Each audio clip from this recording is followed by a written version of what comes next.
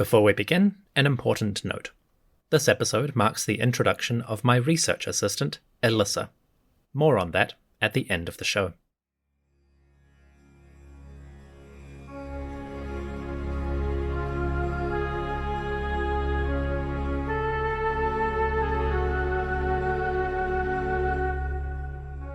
Salam alaikum, and welcome back to the History of Egypt podcast. Episode 170. The Mother is Sweet, Born of the Sun. Today, we reach a transition point, a mini-intermediate period. Egypt's ruling household faces a challenge, as King Horemheb fails to produce an heir. The price of his attempts is high, and his response is intriguing. This episode comes to you on behalf of Eric from Neerbeek, James from Mahopac, and Julian from Vienna. These fine folks donated to the podcast, for which I am most grateful. Julian, James, Eric, danke, thank you, and bedankt. May your rivers and lakes enjoy the brightest sunshine that Ra can offer. May you enjoy health and happiness. To everyone listening, thank you for joining me. Let's explore a significant transition.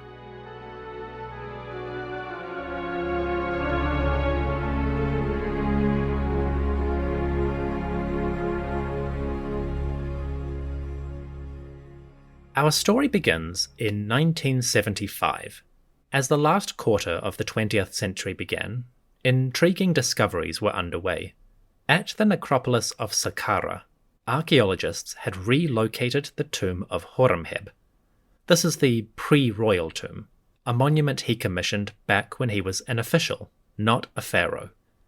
The tomb was known previously, and blocks of stone bearing its art had made their way to many European museums.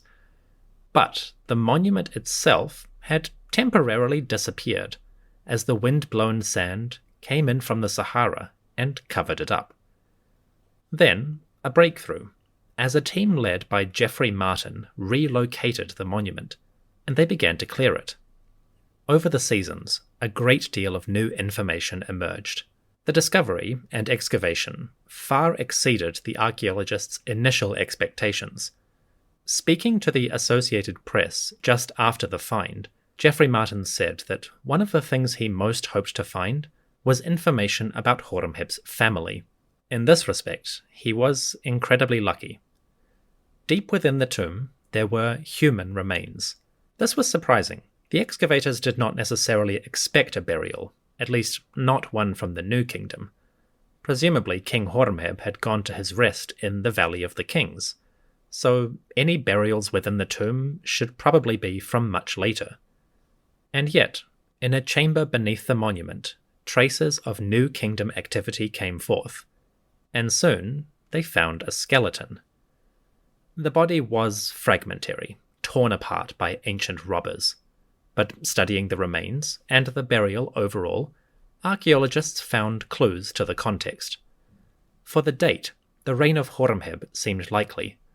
A wine jar bearing the king's name turned up in the remains. That jar had a date written on it, year 13, helping to pinpoint the rough period of the funeral. As for the body, artifacts around the tomb seemed to suggest an identity. Fragments of a canopic jar bore the name Mut-Nojmet. Mut-Nojmet, or the goddess Mut is Sweet, was Horemheb's great wife, the Queen of Egypt. The skeleton itself was that of a woman.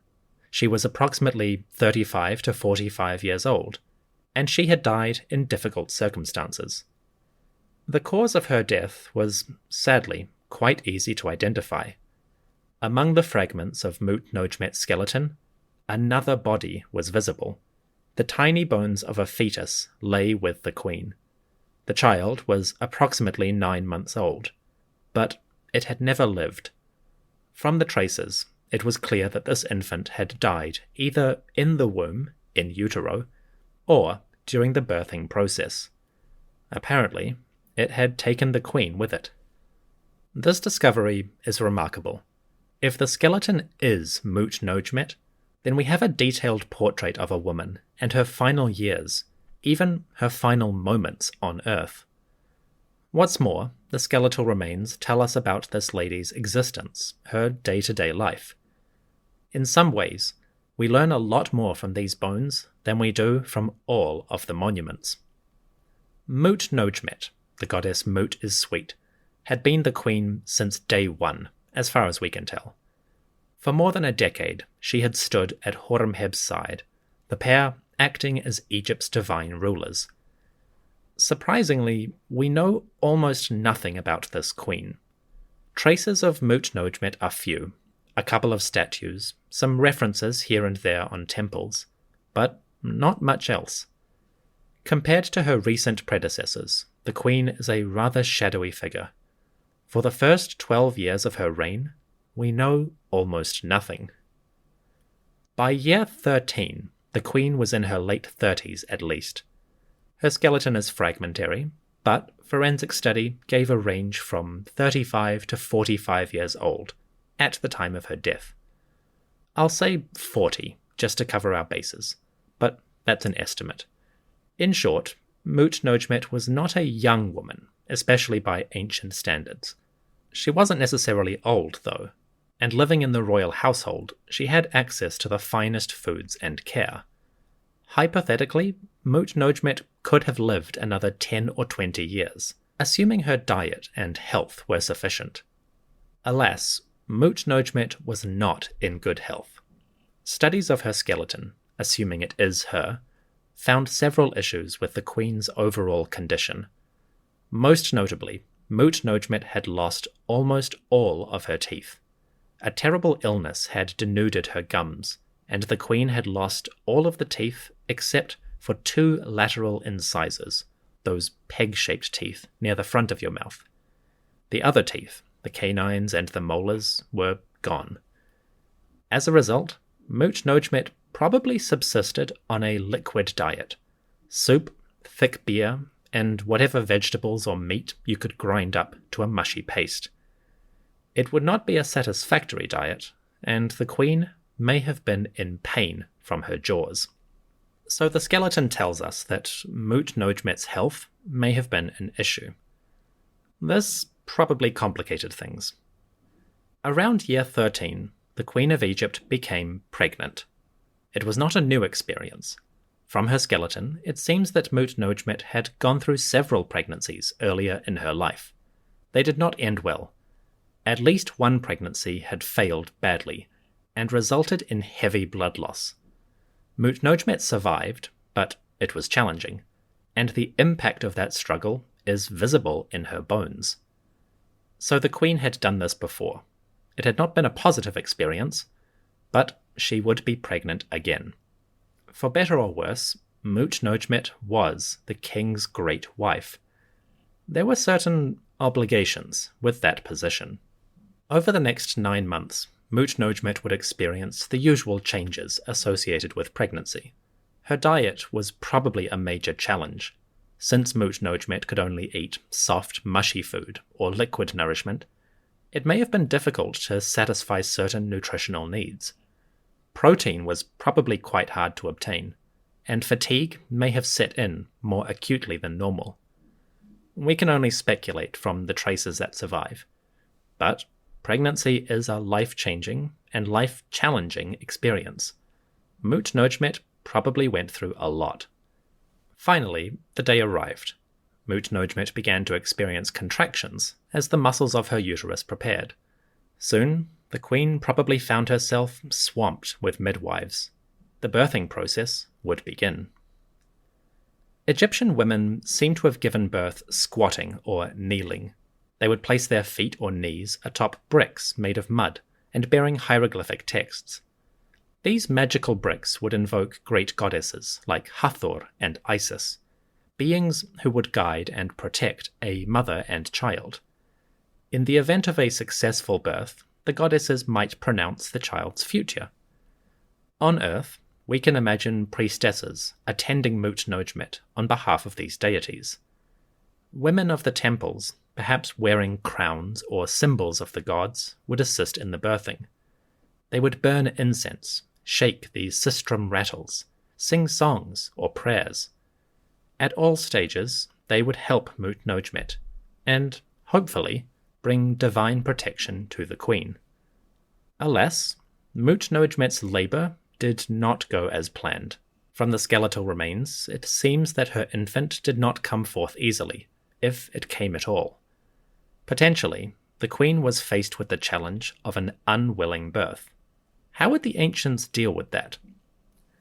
We do have some information about this process and the response to it. About 100 years after Mut-Nojmet, give or take, scribes copied down various texts. These texts, on papyrus, record some of the methods used for dealing with a difficult birth. This gives us an idea of what might have happened to the queen. The text records a speech or a command. It should be given by a religious official, say a priestess, and it reveals one approach to the problem.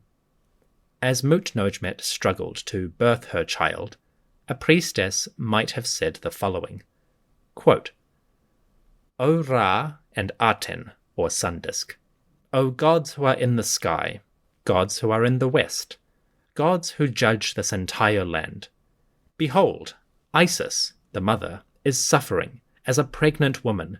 Her months have been completed according to the correct number, that is, she is full term. She is pregnant with her son Horus. Behold, if Isis, the mother, spends her time without giving birth, you, gods, will be dumbfounded. There will be no sky, no earth. There will be no offerings for any of the gods. In the shrine there will be lamentation. The sun's light will not appear. The Nile will not flow. It is not I, the priestess, who says this. It is Isis that has said it. For she has already spent a period of time without her son Horus being born. O gods, take care of the childbirth of Mut-Nojmet in this case, in the same manner as Isis. End quote. So the priestess might give a command, even a threat to the great gods. The idea was to invoke their assistance, to help the child come forth when it was unwilling. In this text, the child within the womb is compared to Horus, the eternal king. And if Horus does not come forth, then the natural order will break down. The land would be in chaos, and the gods would not receive their offerings. So the priestess, speaking on behalf of Isis, warns the deities, help this mother give birth, or suffer terrible consequences. Texts like these are specifically labeled as a way to accelerate or sechak a birthing, and it was clearly a serious matter. For Mut-Nojmet, the priestess would have double cause to invoke the names of Isis and Horus. After all, the Queen of Egypt was, hypothetically, bringing forth the next prince. The new incarnation of Horus, the eternal king, was waiting in her womb. If this birthing took too long, the mother, Isis, and the child, Horus, might die. So as the labor intensified, the urgency increased. According to her skeleton, Mut-Nojmet struggled to give birth to this child, but it did not go as hoped. Eventually, the physical toll, or the blood loss, became too great. The child took too long to arrive. In the end, Mut-Nojmet collapsed. Her breath gave out, her heart ceased its labors. The Queen of Egypt was dead. At the age of 40, roughly speaking, Mut-Nojmet became pregnant, for the last time. Having carried several children through various stages of difficulty and loss, Mut-Nojmet reached her final pregnancy. She bore this child for 9 months, and on her appointed day she went to the birthing rooms. She labored to bring forth a child. Alas, the experience killed her, and Mut-Nojmet joined the many women before and after who have suffered in this process. As the queen died, so did her child.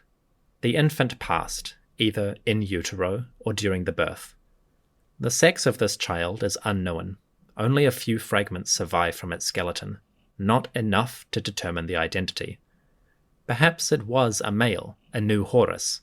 Perhaps it was a female, a new Isis or Hathor. Either way, the child travelled to the west alongside its mother. Following their deaths, the body of Mut-Notmet and her child underwent mummification. Physicians and priests prepared the bodies for their eternal journey. Eventually, a funeral procession made its way out of the city of Memphis, Men-Nefer. The procession wound its way into the hills to the great plateau of Saqqara. There, the mourners, priests, and probably King Horemheb himself laid the dead in a chamber of the king's earlier tomb. They placed canopic jars alongside Mut-Notmet, along with provisions for the afterlife. There were amphorae with wine, perhaps food, including items that Mut-Notmet could not consume in life. There would be writing instruments, furniture, jewellery, oils, unguents, cosmetics, perfumes, clothing, everything the dead might need in the next world. Perhaps there were toys for the child that never lived. That is speculative. Only a few fragments survive from the ancient burial. But we can perhaps imagine a comfortable farewell for this woman and the child. The queen's bar flew to the west. Her body travelled to its tomb, and there she would lie for 3,000 years. To Mut-Notmet, we must now say farewell. As the queen travelled to the world of the dead, the living had new concerns. Horemheb had failed to produce an heir. Moving forward, he would need to adapt to the situation. How he dealt with that, and the decisions he made, would have an enduring impact on Egyptian history. After the break, we will discuss succession. Horemheb would now choose one of his servants, a royal official, to be his designated heir. That official bears a famous name, Paramessu, better known as Ramesses. We will meet him after the break. See you in a moment.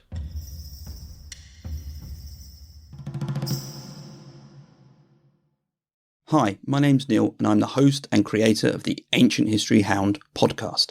Yeah, I know, another person asking you to listen to their podcast, so why should you exactly?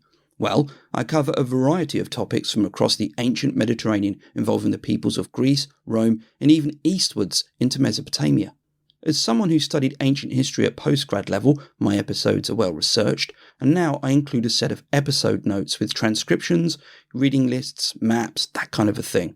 You can find them by visiting my website, ancientblogger.com. As you'll hear, I'm all about ancient history, and it would be epic if you could join me.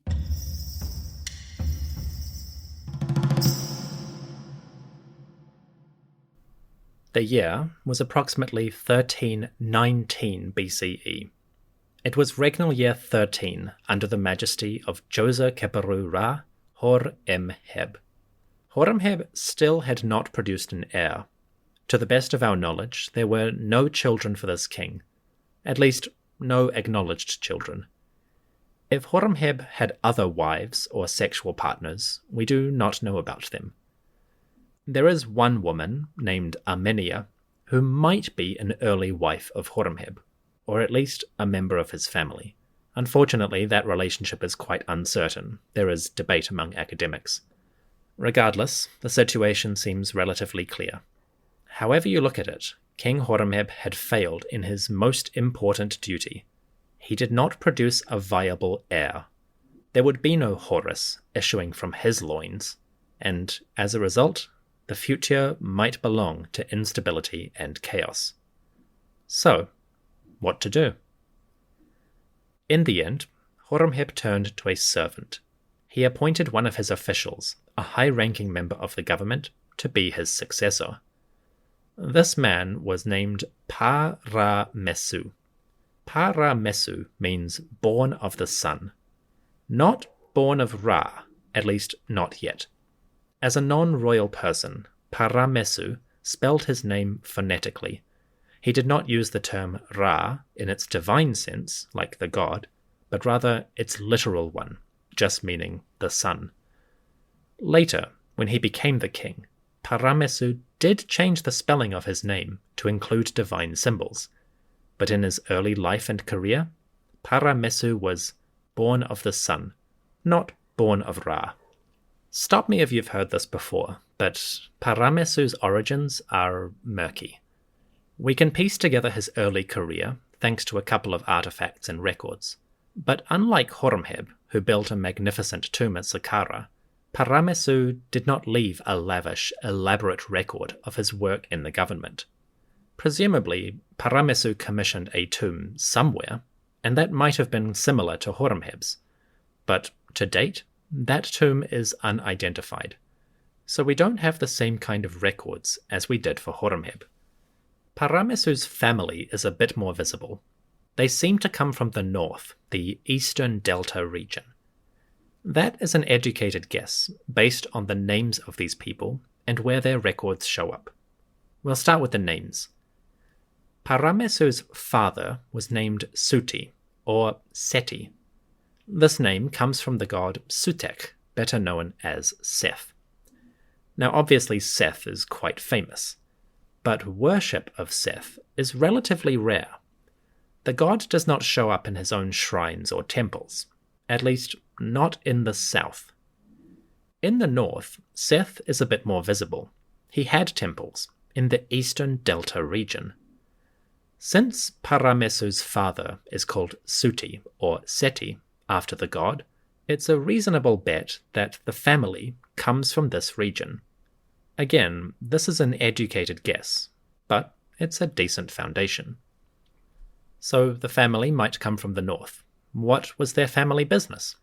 Well, Suti, Seti, was a military man. He had the title of troop commander, Heri Pedjet. He might have been a diplomat who visited the northern lands, but that point is uncertain. Unfortunately, the only thing we know about Suti for sure is that he was a troop commander, a military man. That is something, and it gives us a little bit of information. At the very least, we can say that Paramessu, Suti's son, had a vaguely military background in his family. It's not a lot to go on, but it's a start. Suti, or Seti, had been a troop commander. Paramessu followed in these footsteps. Early in his career, Paramessu became a soldier, specifically a troop commander. He was also an overseer of horses, an extremely valuable resource for the army, and he was, maybe, an overseer of stables as well. That last title is debated, but it would fit. If you're in charge of horses, it makes sense to be in charge of their housing and support facilities as well. Alas, the debate goes on, and we can't be sure. The point is, Paramessu was a troop commander, and he was an overseer of horses. So, like his father, he was a military man, first and foremost. It seems that Paramessu slowly climbed the ladder of the military administration. Along the way, he must have come to the attention of Horemheb. Perhaps the two knew one another back when Horemheb had been an official, before he became king. We can only speculate on their relationship, but it seems that Horemheb started to favour Paramessu as a privileged official. Sometime in the later half of his reign, Horemheb gave Paramessu a serious promotion. He named this man as Chatti. The Chatti are Egypt's highest-ranking officials. The most common translation is vizier, an old Arabic word. You could also call the Chatti the prime ministers or premier officials of the government. In the 18th dynasty, there were two Chatti, no more, no less. A Chatti of the north and a Chatti of the south. These men led the administration, the bureaucracy, for each half of the country. As you can imagine, they were incredibly prominent. Horemheb named Paramessu the Chatti of the north. With this promotion, Paramessu would become the leader of a vast government system. He would have scribes and overseers following his commands. He would have access and influence with local families or community leaders. And he would have control of resources belonging to the crown. Paramessu as Chati, would have power over justice and legal questions. And of course, he would enjoy social power, prestige, and status.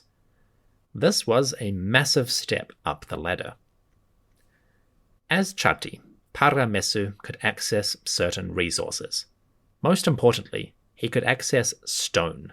The great stone quarries of south and north would provide materials for building projects and art. And Paramessu now had access to that. Here, we get a nice little trace of Paramessu's early life. You see, we actually have his sarcophagus. After he became the Chati, Paramessu commissioned a casket. 2 of them, in fact.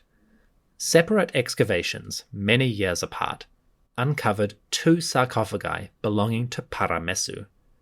These are a pair, and they bear the same titles and names of their owner. That owner is Paramessu, and they seem to be the sarcophagi he commissioned in his pre-royal life. The caskets are human-shaped, or anthropoid. They present the owner lying on his back, with arms resting at his sides.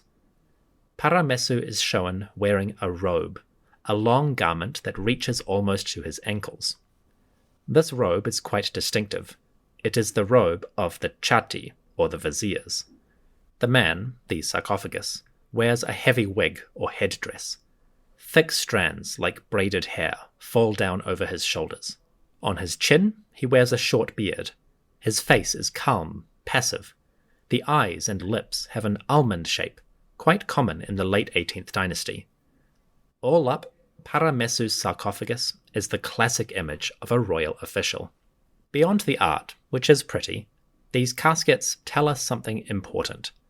It seems that when Paramessu became the Chati, or vizier, he did not necessarily expect to become the next king. The carvings on his sarcophagus are the sort you would find for any non-royal official. Like most of his contemporaries, Paramessu lists his most prominent jobs. He calls himself the Chati, or vizier, the hereditary noble, or aristocrat, the overseer of the fortress, the overseer of the city, troop commander, and king's scribe. Notably, he does not describe himself as king's son, even in an adopted sense. Even Paramessu's name is standard. The hieroglyphs for his name appear without any cartouche or symbol of royalty. Later, somebody did add cartouches to the sarcophagus, but if you look closely, you will still find the name in its original, non-royal state. So we have a bunch of scattered information that give hints about the life, background, and career of Paramessu. It's not a lot to go on in terms of building a character study, but that is what we have for this man. Now, we come to the big questions. How, when, and why did Paramessu become Horemheb's heir?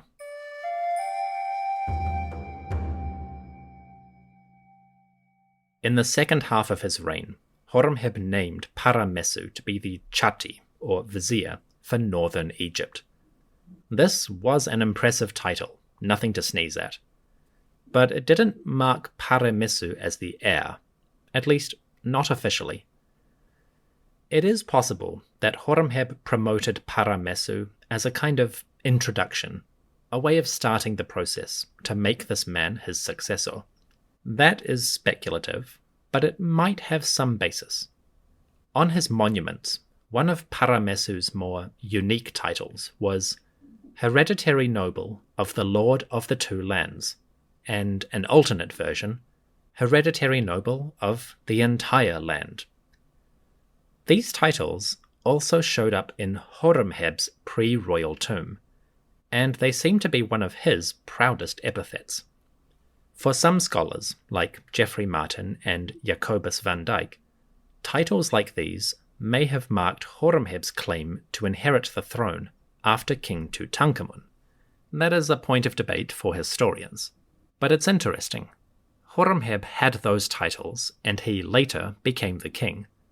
Paramessu also shows up with these titles, and he also became a king.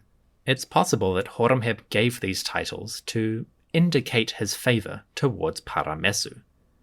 Even if the king had not officially named him as a successor, Paramessu's titles, hereditary noble of the Lord of the Two Lands, may have conveyed his privileged position.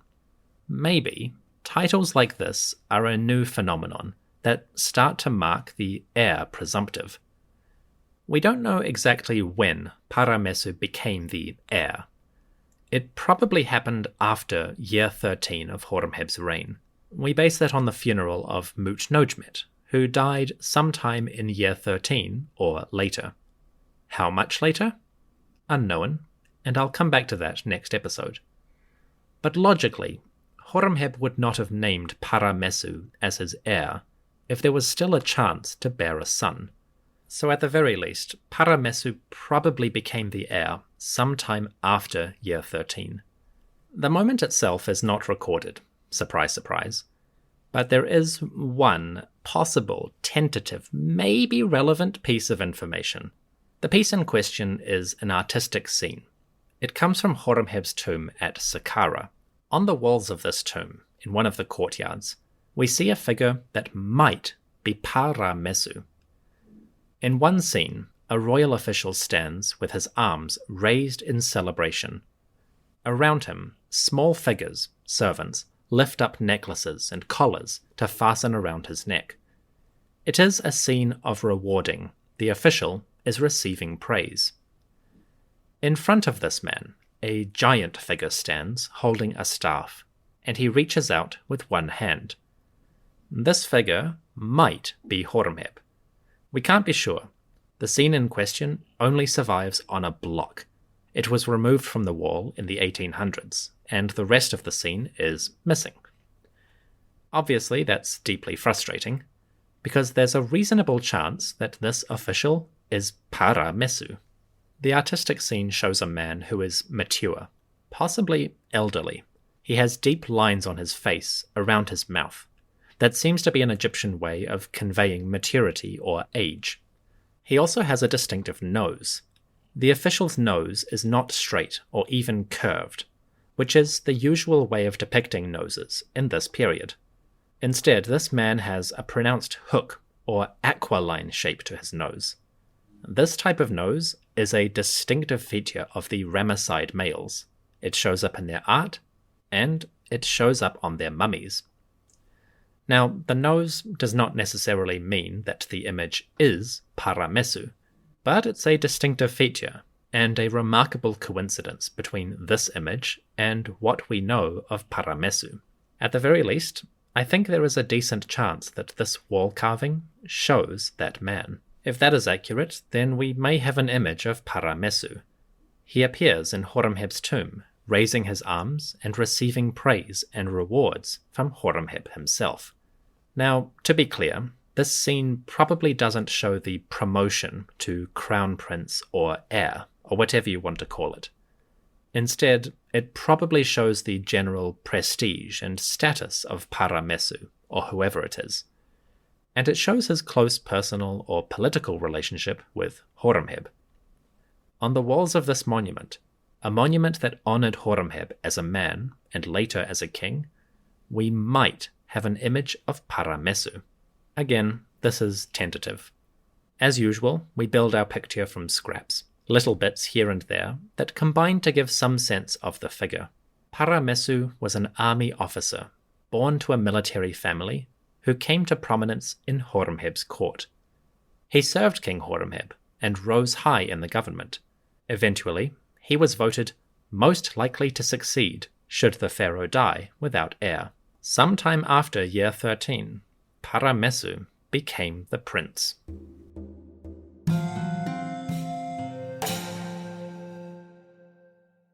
Finally, we have one key question. Why did Horemheb choose this man specifically to be his heir? Paramessu was a prominent military commander and a high-ranking member of the government, a chatti, but none of that specifically gave him a claim to royal power. So what elevated Paramessu above the rest?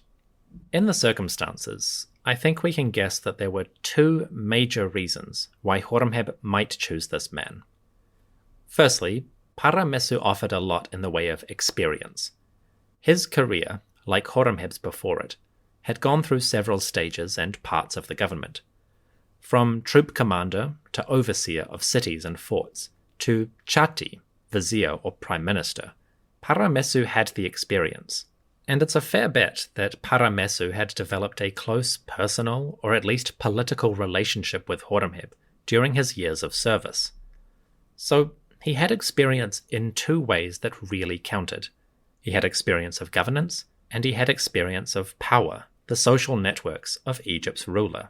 On that basis, Paramessu would be a good candidate.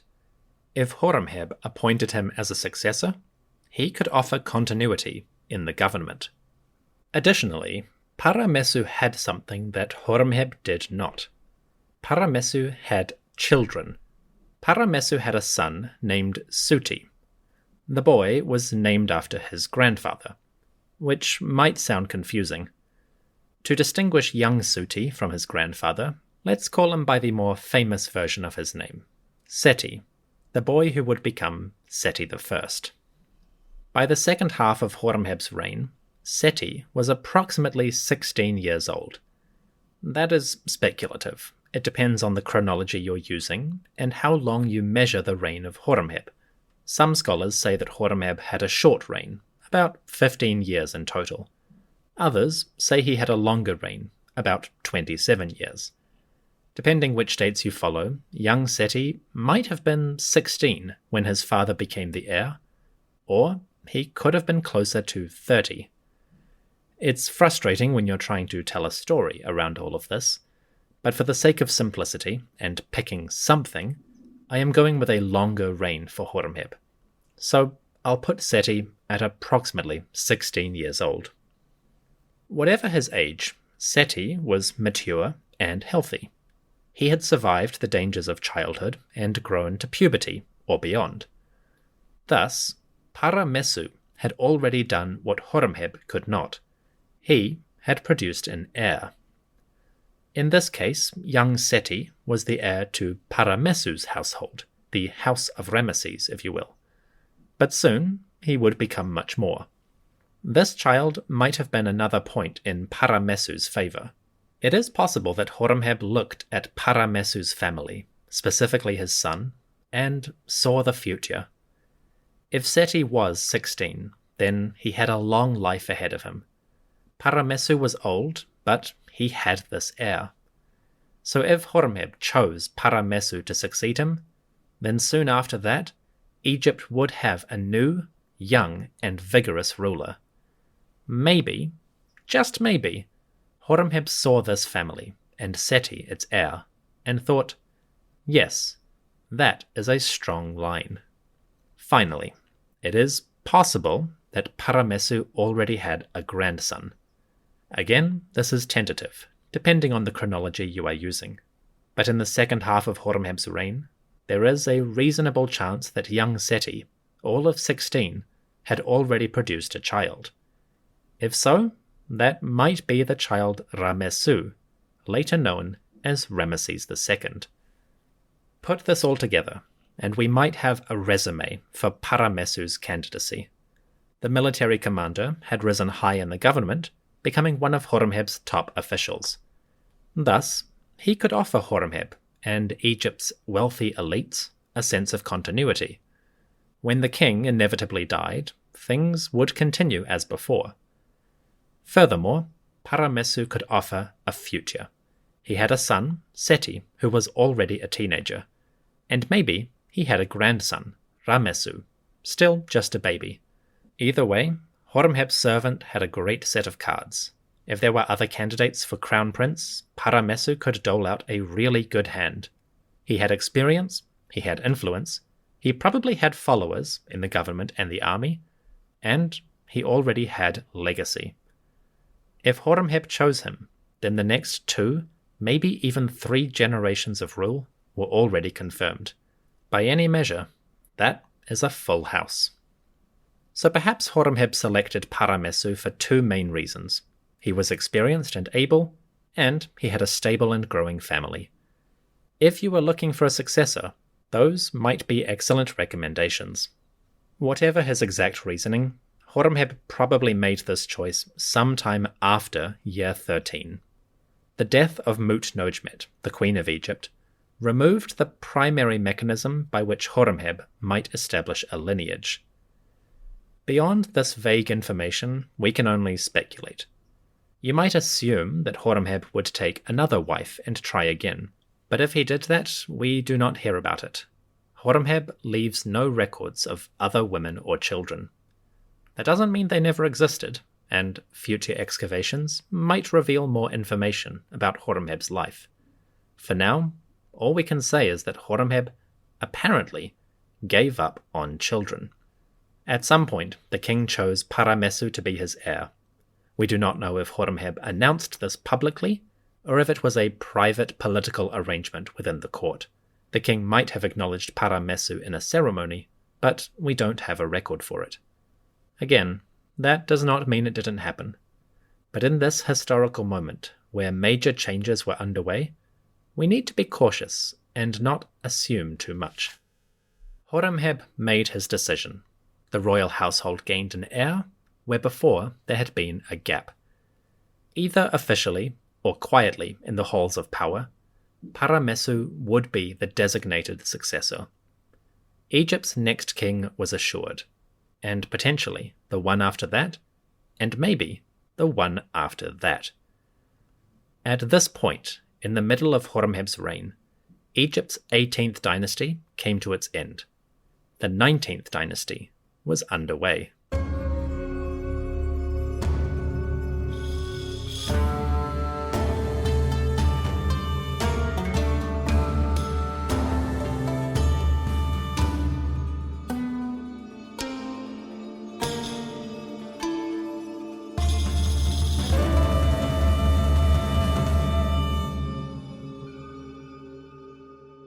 Thank you for listening to the History of Egypt podcast. Every episode is supported by my wonderful subscribers on patreon.com. Extra thanks must go to the priests: Linda, Kyla, Ashley, Mycost, Evan, TJ, Terry, Nidin, Stephen, Jason, and Andy and Chelsea. Thanks to these fine folks, I have now appointed my own chati, my research assistant, Elissa. For the past 2 years, Elissa has been preparing notes, references, and information about topics that are coming up on the show. We started our research with the high officials of Horemheb, and in particular, his servant Paramessu. So, today marks the official introduction of Elissa.